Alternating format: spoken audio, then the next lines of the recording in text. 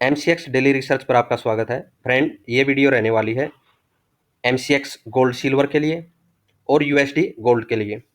ठीक है, ये सिल्वर का चार्ट आपके सामने और 1 आवर की ये कैंडल है आपके सामने जो चार्ट पर दिखाई दे रही है।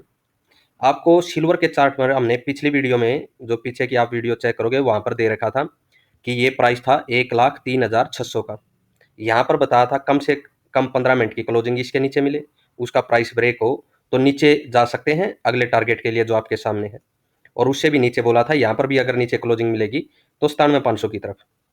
लेकिन जब तक ये लेवल अगर ब्रेक नहीं हुआ तो ये मान के चलेंगे कहीं ना कहीं सिल्वर का ट्रेंड दोबारा अप साइड में जाने वाला है। ये आपको पीछे जाकर के वीडियो को वॉच करोगे वहां पर पता चल जाएगा कि ऐसा ही कुछ बताया गया था। एग्जैक्ट जो कुछ मार्केट ने वो दिशा में दी है। और हमने यहाँ पर भी आपको बता दिया था कि हालांकि ये साइकोलॉजिकल लेवल के हिसाब से नीचे गिरी है मार्केट, लेकिन इसका टारगेट जो है अगर यहाँ पर मैं देखूं तो वो 1,10,000 के ऊपर या फिर 11,000 के करीब तो जाना चाहिए, ऐसा दिखाई दे रहा है। ठीक है, फिर भी हमें प्राइस एक्शन के हिसाब से चलना है। यहाँ पर देखिए, अगर मंडे को गैप अप या फ्लैट ओपनिंग मिले तो बाई में ही रह सकते हैं। नीचे अब इस लेवल से आपको एक ट्रेंड लाइन नीचे ड्रॉ करनी पड़ेगी इस तरह से। ठीक है, इन लो को मिलाते हुए एक पॉइंट ये हो गया, अगला ये हो गया। इन लो को आप ट्रेंड लाइन के जरिए मिलाइएगा और इस तरह से ट्रेंड लाइन को आगे बढ़ा दीजिएगा।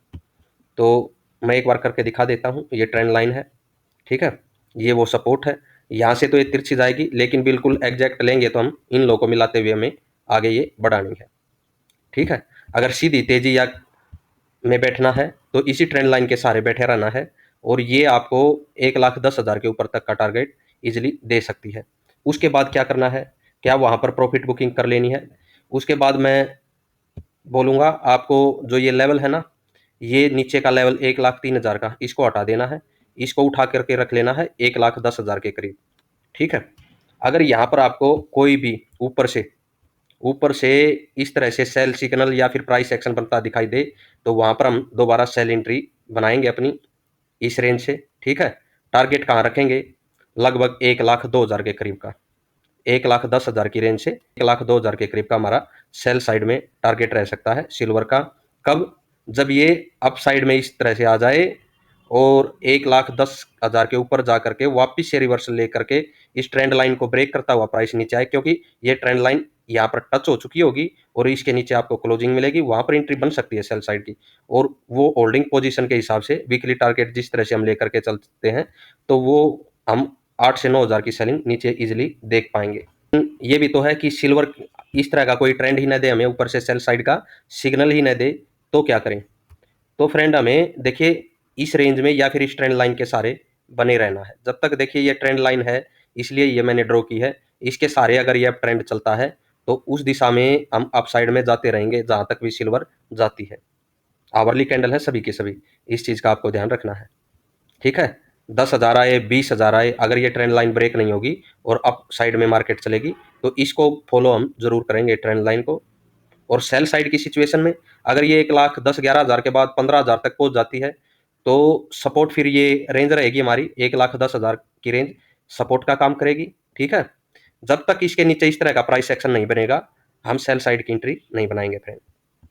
ठीक है, अगर इस प्रकार का प्राइस एक्शन दिखता है तो मैंने बोला 8 से 9 हज़ार पॉइंट के नीचे के लिए हम सेलिंग में जा सकते हैं सिल्वर में। फिर सिल्वर की बात हो गई आपके सामने, अगर इसके बारे में और कुछ पूछना है तो कमेंट वगैरह आप करके पूछ सकते हैं। अभी गोल्ड में चलते हैं। आपको ये 96,500 एक सपोर्ट बताई थी हमने कि ये एक सपोर्ट का काम करने वाला है।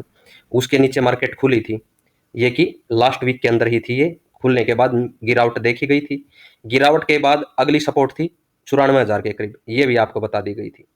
लेकिन मार्केट ने क्या किया है, मार्केट ने जो ये क्लोजिंग थी यहाँ पर फ्राइडे की, इसके ऊपर ही खुलती है क्लोजिंग के ऊपर। देखिए क्लोजिंग के ऊपर जब तक प्राइस रहता है ना पिछली क्लोजिंग के ऊपर, तो मार्केट ये मान के चलते हैं हम कि बाई साइड में है। तो मार्केट ने देखिए क्लोजिंग के ऊपर थी और इसको एज ए रेजिस्टेंस यूज करना था फिर 96,500 के प्राइस को, इस रेंज को। यहाँ तक प्राइस आता, अगर नीचे से आता तो इसको एज ए रेजिस्टेंस यूज करता। अगर इसके ऊपर क्लोजिंग मिल जाती तो बाई साइड के सिनेरियो बनते। अगर यहाँ पर रेड सिग्नल हमें मिलता और उसका प्राइस ब्रेक होता तो दोबारा सेल साइड बनती और टारगेट मिलता हमें 94,000 की साइड का। लेकिन मार्केट देखिएगा क्लोजिंग के ऊपर थी तो 22 सिनेरियो में रही, यानी कि यहाँ आ सकती थी। उस अगले दिन क्या हुआ है, मंडे को गैप अप, जो हमारी रेजिस्टेंस रहने वाला था रेंज, उसके ऊपर गैप अप देखने को मिला हमें, मार्केट यहाँ पर खुलती है। फिर अगर इसके ऊपर देखिए इस तरह से रेड कैंडल बन जाती तो भी लो ब्रेक होता तो हम सेल साइड में आते, लेकिन यहाँ पर जो ये पहली कैंडल बनी है ग्रीन बनती हुई दिखाई दी, यानी जो ये हमारी सपोर्ट थी फिर से एक सपोर्ट का काम करती हुई नजर आई। और चूंकि ये इसके ऊपर खुल चुकी थी तो इसको एक सपोर्ट का काम ही करना चाहिए था। ठीक है, अब ये रेंज सपोर्ट लेकर के वापस गई है, अब इसको रिटेस्ट भी कर चुकी है वीक में दोबारा आकर के, अब दोबारा मुड़ मुड़ रही है। तो यहाँ से क्या होगा फ्रेंड, यहाँ से हम बाई सिनेरियो लेकर के चल सकते हैं क्लोजिंग से ही।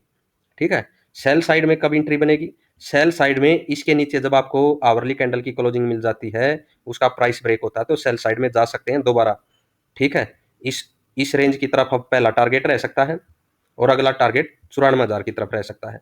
T1 हमारा यानी कि 95,300 की तरफ पहला टारगेट और 94,000 की तरफ सेकंड टारगेट रह सकता है। कब, सेल साइड की जब सिचुएशन बने, यानी कि 96,500 के नीचे आवरली कैंडल की क्लोजिंग बने, उसका प्राइस ब्रेक हो तो सेल साइड की सिचुएशन बनेगी। अदरवाइज ये मान के चलेंगे कि सपोर्ट के ऊपर है 96,500 के ऊपर, यहाँ से ट्रेंड अब बाई साइड की तरफ मुड़ चुका है और कहीं ना कहीं गोल्ड को भी हायर हाई आप लगाते हुए दोबारा देख पाएंगे।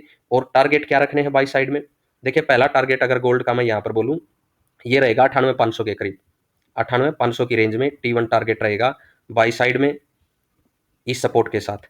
ठीक है ना, इस सपोर्ट के साथ 98,500 की तरफ बढ़ सकते हैं टारगेट 1 के लिए।